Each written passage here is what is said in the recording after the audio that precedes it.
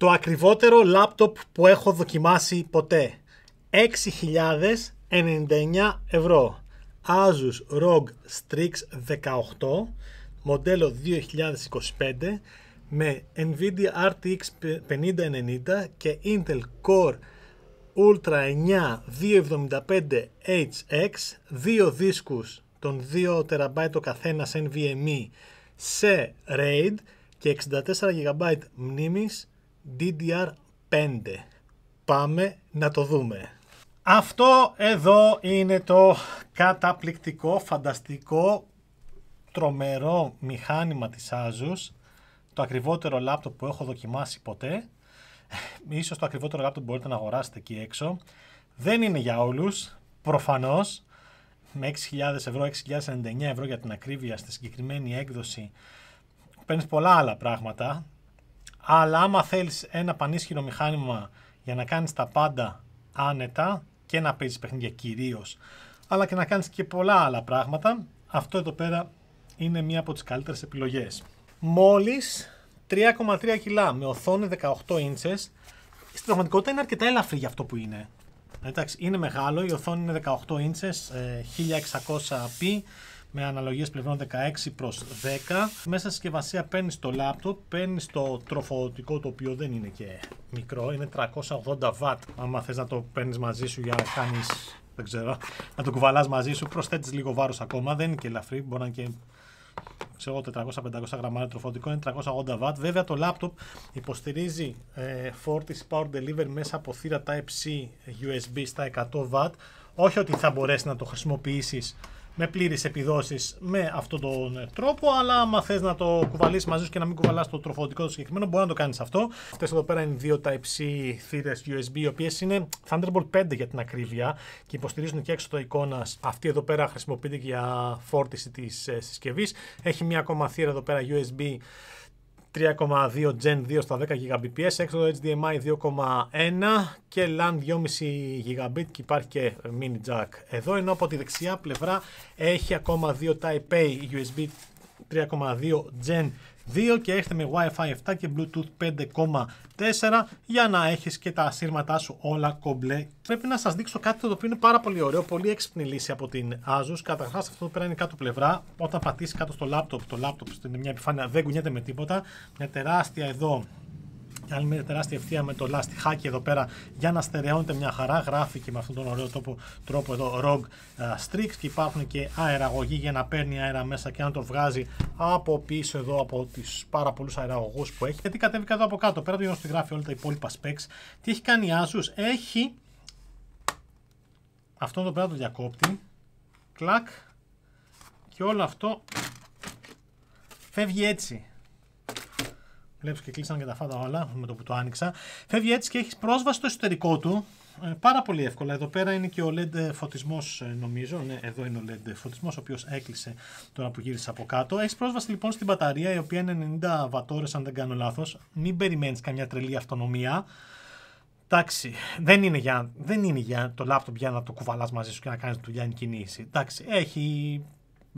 Μην περιμένεις καμία τρελή αυτονομία. Θα δουλέψεις αρκετές ώρες άμα κάνεις δουλειά γραφείου, αλλά δεν ξέρω ποιος θα το κάνει αυτό. Λοιπόν, και ανοίγοντας εδώ πέρα, τι έχεις εδώ από κάτω? Έχεις πρόσβαση στους δύο δίσκους που συγκεκριμένη έκδοση είναι εδώ πέρα προεγκατεστημένοι, 2 TB ο καθένας, με εξαιρετικές επιδόσεις που μέτρησα το RAID σύστημα που έχει, 13,5 GB στην sequential ανάγνωση και 9,5 GB το δευτερόλεπτο, έτσι, στη sequential εγγραφή. Δουλεύουν σε RAID λοιπόν και βλέπεις 4 GB στο λειτουργικό σύστημα. Οι οποίοι βγαίνουν, δεν έχουν βίδες, μπορεί να τους αντικαταστήσει με το χέρι.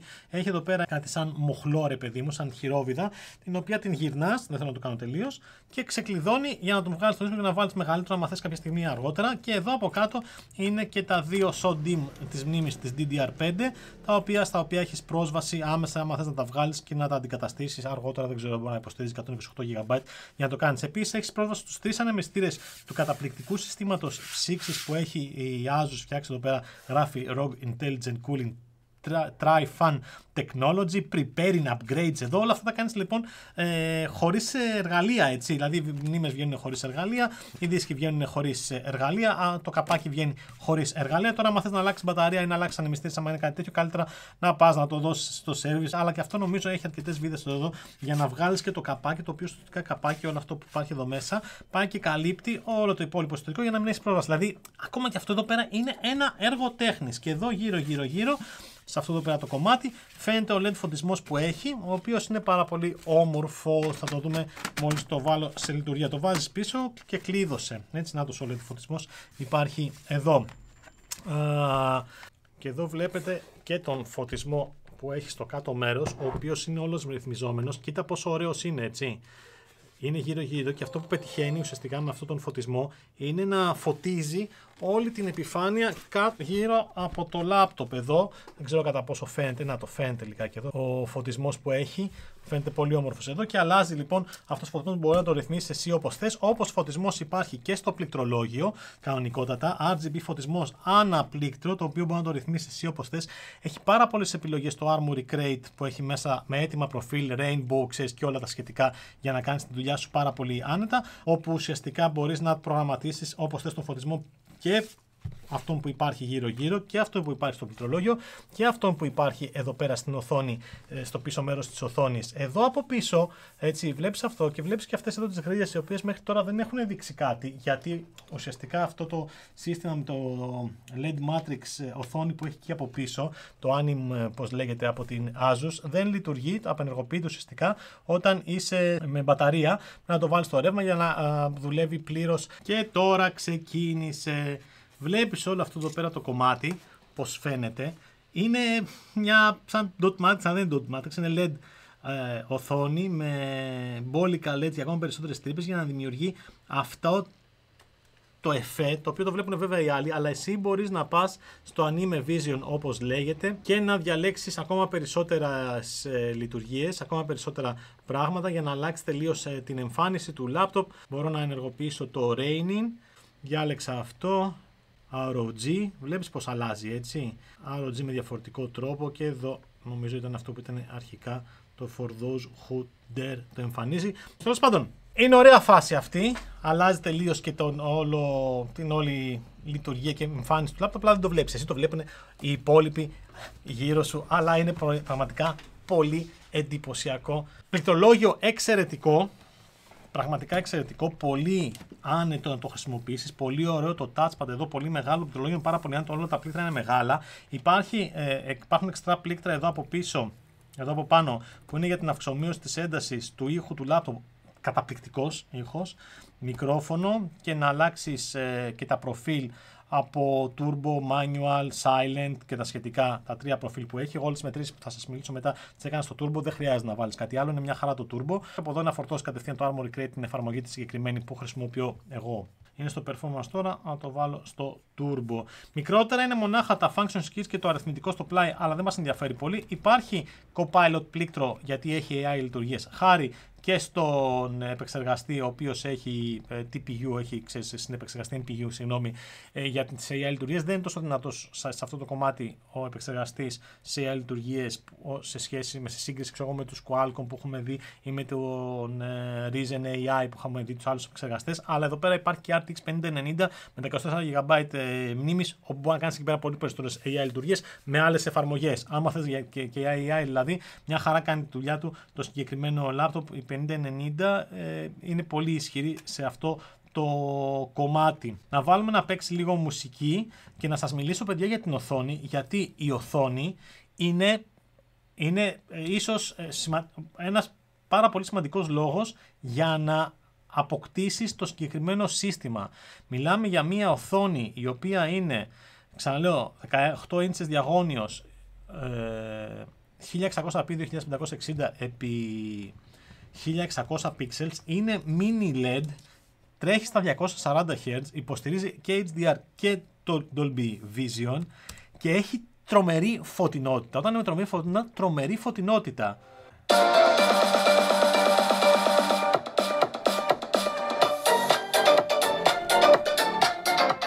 Ο ήχος έρχεται Από παντού. Από πάνω και από κάτω και είναι γεμάτος μπάσο, πάρα πολύ ωραίος και πολύ δυνατός.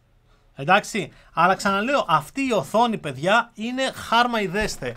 Είναι από άλλο πλανήτη. Μέτρησα 1200 ευρώ, 1200 ευρώ λέω, 1170 νits φωτεινότητας με την Άζο να λέει 1200. Άμα βάλεις ένα λευκό παράθυρο να φωτίζει ολόκληρη το ίδιο, δεν κάνει καθόλου blooming γιατί έχει μείνει LED πάνω από 2000, γύρω στα 2000 σημεία local dimming, το οποίο σημαίνει ότι αλλάζει την φωτεινότητα στο σημείο ακριβώς που θες, όπως ακριβώς θες, και δεν φωτίζει τα γύρω-γύρω γιατί έχει πολλά σημεία που κάνει το local dimming. Δεν κατάλαβα καθόλου blooming και με το βάλεις εδώ, αυτό το τεστάκι εδώ, υποτίθεται παρατηρείς όλα αυτά τα pixels που κινούνται, αν αφήνουν γύρω τους, αν φωτίζουν παραπάνω γύρω τους και όχι μονάχα φωτίζουν το συγκεκριμένο σημείο. Δεν κάνουν τίποτα τέτοιο, παιδιά. Δεν κάνουν απολύτως τίποτα τέτοιο. Είναι εξαιρετικό. Με τα 240 Hz επίσης να είναι τρομερή δυνατότητα όσον αφορά όταν παίζεις παιχνίδια. Υποστηρίζει μάλιστα μέχρι 3 ms, το έχει ενεργοποιημένο μέσα τα 3 ms μέσα από το Armoury Crate την ταχύτητα του πάνελ πέρα από τα 240 Hz και έχεις μια τρομερή εμπειρία. Το λέει ας πούμε ουσιαστικά Panel Overdrive 3 ms. Το laptop αρχικά είναι ρυθμισμένο στο Standard GPU Mode, αλλά εγώ το χρησιμοποίησα στο Ultimate GPU Mode, είναι το λεγόμενο Max Switch, όπου στην πραγματικότητα απενεργοποιεί σχεδόν τελείως την on-board κάρτα γραφικών, δουλεύει πάντα η RTX 5090, δεν χρησιμοποιεί την GPU που έχει μέσα ο επεξεργαστής για να έχει τις μέγιστες επιδόσεις και με αυτό τη ρύθμιση πήρα εγώ τις μετρήσεις όλες που έκανα σε διάφορα παιχνίδια που έπαιξα και νομίζω ότι αυτό θα κάνει ο περισσότερος κόσμος. Δεν χρειάζεται να την κάνεις στην on-board GPU, δηλαδή δεν σε νοιάζει όταν είσαι στο desktop, γιατί είναι ένα desktop replacement αυτό, ένας υπολογιστής για να αντικαταστήσεις, ένας φορητός υπολογιστής για να αντικαταστήσεις το desktop σου, δεν χρειάζεται τίποτα άλλο. Δεν χρειάζεται να έχεις κάτι άλλο. On-board κάρτα γραφικών για να κάνεις εξοικονόμηση ενέργειας δεν σε ενδιαφέρει καθόλου. Αλλά όταν είναι σε idle έτσι όπως είναι, όταν κάνεις τη λειτουργία Windows και τέτοια, δεν κάνει φασαρία ούτως ή άλλως. Όταν παίζεις παιχνίδια θα κάνει φασαρία, αλλά όχι πάρα πολύ. Όχι πάρα πολύ, εντάξει, οπότε έχω ενεργοποιήσει εγώ εδώ το Ultimate Mode. Εντάξει, και έχω τις μέγιστες επιδόσεις και φαίνονται και τα υπόλοιπα που έχω κάνει εδώ, όπως και οι ρυθμίσεις του laptop. Βλέπεις εδώ ένα GPU, CPU. Ο επεξεργαστής δουλεύει, τον δοκίμασα σε multi-threading test και έβγαλε στο Cinebench το Turbo Mode 2199 πόντους, που είναι πάρα πολύ μεγάλο νούμερο, 129 στο single core, και μάλιστα ακόμα και όταν έκανα το stress test του laptop, που βλέπεις εδώ πέρα ότι ο επεξεργαστής με όλους τους πυρήνες και τους 24 που έχει, 8 performance και 16 efficient πυρήνες, στα 5,3 GHz δουλεύει κατά μέσο όρο, με τη θερμοκρασία να είναι 85 με 90 βαθμούς στο turbo mode, ουσιαστικά που είναι 100% επεξεργαστής, και η επιδόση στην πραγματικότητα να μην πέφτει, να πέφτει πολύ λίγο. Μου βγάλε 270 στο τέλος αυτού του τεστ, μετά από 30 λεπτά δηλαδή. Δεν είχα το παραμικρό θέμα να κάνει throttling ιδιαίτερο, ήταν εκεί πέρα 5,2-5,3 GHz ο επεξεργαστής, θερμοκρασία 85 με 90 βαθμούς που δεν κάνει throttling, και το σύστημα να είναι αρκετά αθόρυβο. Δεδομένου ότι έχουμε ένα τούμπανο μηχάνημα, έτσι. Και για το λόγο του αληθές θα βάλω τώρα μία να τρέξει το Cinebench που τρέχει μονάχα τον επεξεργαστή, και μετά θα βάλω το Furmark που τρέχει μόνο το GPU για να ακούσεις την φασαρία. Έχω φέρει εδώ πέρα και το σύστημα που μετράει το δεσιμπελόμετρο που λέμε, έτσι, για να δεις πόση φασαρία κάνει. Παιδιά, το PC μου με τη 4090 που έχω, όταν δουλεύει στο 100% και φορτώνει 400 W, νομίζω κάνει, και δουλεύει και ο επεξεργαστής, παρόλο που έχω υδρόψυξη με τους αναμυστήρες που είναι, νομίζω κάνει περισσότερη φασαρία από αυτό το laptop. Ξεκίνησε το Cinebench να δουλεύει, είμαι turbo mode, 5,2 GHz, τώρα είναι στους 95 βαθμούς. 54,5 decibel. Η φωνή μου τώρα, όπως την πιάνει εδώ πέρα, είναι στα 68 decibel, έτσι, στα 70 decibel. Για να καταλάβεις τώρα ποια είναι η σύγκριση. Οκ. Σταματάω αυτό και πάω να βάλω το Furmark, το οποίο Furmark κάνει αντίστοιχη φασαρία, απλά δουλεύει ουσιαστικά μόνο η GPU. Η GPU, η 5090 που έχει, παιδιά, με τα 24 GB μνήμης, ουσιαστικά είναι αρχιτεκτονική ίδια με την 5080, αλλά επειδή δουλεύει σε περιορισμένο TDP, σε περιορισμένη κατανάλωση, 150W με άλλα 25W σαν turbo επιπλέον, δηλαδή 175 το μέγιστο, η επιδόση που έχει το laptop, επειδή τις σύγκρινα με τις μετρήσεις που είχαμε κάνει πρόσφατα, με την 5080 που είχαμε δει της MSI και με την 5070 της MSI, είναι λίγο κάτω από τις επιδόσεις που έβγαλε το 9800 X3D που έχω με την 5070 Ti. Δεν είναι επιδόσεις 5090 desktop, αλλά ποτέ δεν γινόταν αυτό. Υπάρχει περιορισμός στο TDP, οπότε είναι λογικό κάτι τέτοιο. Φούρμακ, όπου εδώ πέρα έχω μέγιστη κατανάλωση. Εδώ πάει στα 175 W ουσιαστικά, που είναι το μέγιστο. Εδώ, παιδιά, η GPU διατηρείται σε πολύ normal θερμοκρασίες, γύρω στους 70 βαθμούς, το οποίο είναι επίσης εντυπωσιακό και δεν κάνει φασαρία. Κάτι που ισχύει και όταν παίζεις παιχνίδια. Η φασαρία που κάνει είναι normal και δεν κάνει σαν να ετοιμάζεται, σαν πύραυλος που ετοιμάζεται να εκτοξευθεί. Έχει μια normal φασαρία, αλλά δεν κάνει σαν πύραυλος που ετοιμάζεται να εκτοξευθεί.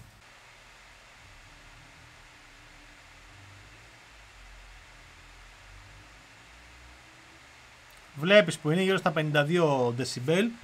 Δεν είναι καθόλου ενοχλητικό και άμα βάλεις να παίξει και μουσική, να παίξει παιχνίδι από τα ηχεία που έχει, δεν πρόκειται να το ακούσεις καθόλου.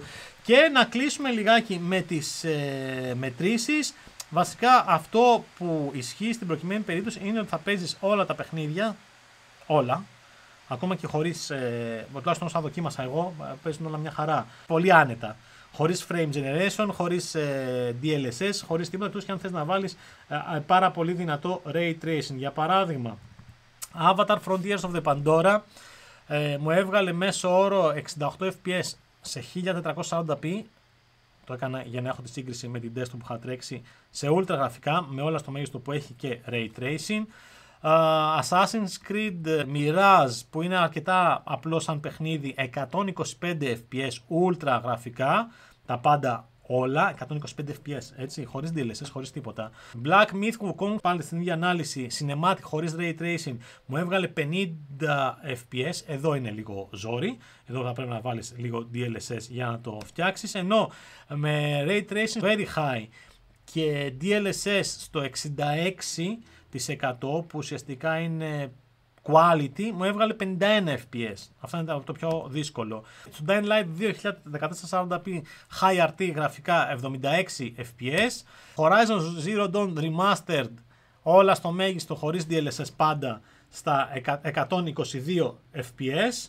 Shadow of the Tomb Raider Ultra, με Ultra Ray Tracing 130 fps βασικά, 122 είναι στο Performance Mode για την ακρίβεια, δεν έχει μεγάλη διαφορά, αλλά πάντα το έτρεξα στο Ultra. Και το τελευταίο του, στο οποίο ήταν το πιο απαιτητικό ίσως παιχνίδι, ήταν, να σας πω την αλήθεια, το Assassin's Creed, το Shadows, το οποίο έτρεξε μονάχα 1600p και με όλα στο μέγιστο, με το Ray Tracing ενοποιημένο χωρίς DLSS, μου έβγαλε 39 fps που πρέπει να βάλεις εδώ πέρα DLSS. Τα έτρεξα και το Cyberpunk σε ultra quality χωρίς Ray Tracing 100 fps με Ray Tracing Overdrive και DLSS στο quality, ξεκίνησε από 50 fps και έφτασε γύρω στα 160 fps κάνοντας το multi-frame generation, το οποίο, παιδιά, στην προκειμένη περίπτωση είναι κάτι που μπορείς πραγματικά να το χρησιμοποιήσεις, γιατί το panel είναι στα 240 Hz, υποστηρίζει G-Sync και αυτά τα 160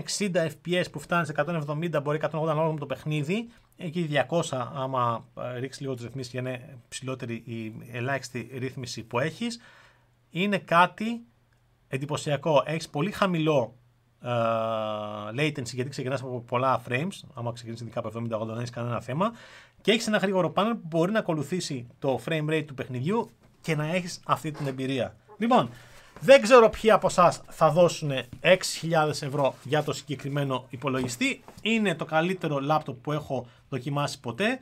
Είναι το ισχυρότερο gaming laptop που έχω δοκιμάσει ποτέ. Είναι καταπληκτικό και άμα το συγκρίνω με laptop που έχω δει παλιότερα πριν από 3-4 χρόνια που για να έχεις τα πάντα όλα στο τούμπανο έπρεπε να είναι 4,5-5 κιλά. Εδώ, παιδιά, φτάσαμε να έχουμε ένα τέτοιο σύστημα που έχει τα πάντα όλα και να ζυγίζει 3,3 κιλά.